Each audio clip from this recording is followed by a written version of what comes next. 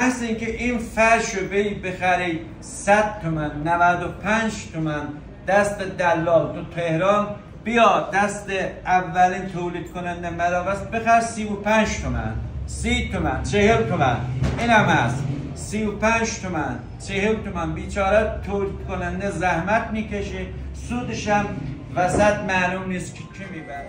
این قالی سرویس نشده است، به نظر یه ذره سفت نشون میده خودشه، ولی این اگه سرویس بشه خیلی نرمه.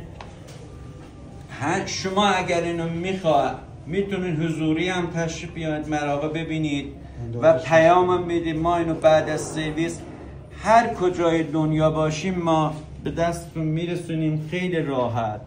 این نقشه گلدانی لوستری، رنگش مشکی، زمینش مشکی، تعداد رنگش 25 تاست، بعد ریزش 70. اینجا شناسنامه برای اینو صادر 60 در 90 هم اندازش هست. این فرش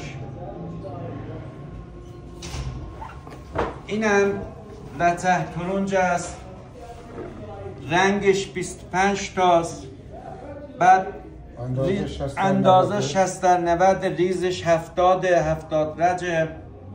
این هم میتونه شناسنامه دارش کنیم. خب این قالی رنگش تعداد 22 تا 25 است، رنگش گیاهی، بعضیاش گیاهی هم بعضیاش شیمیایی هم. اگه شما زحمت بکشین بیاین مراغه اینو بخرین 150 تومن، از مراغه میخرین 40 تومن 35 تومن، هم راحت تر میخرین هم قالی خوب میخرین.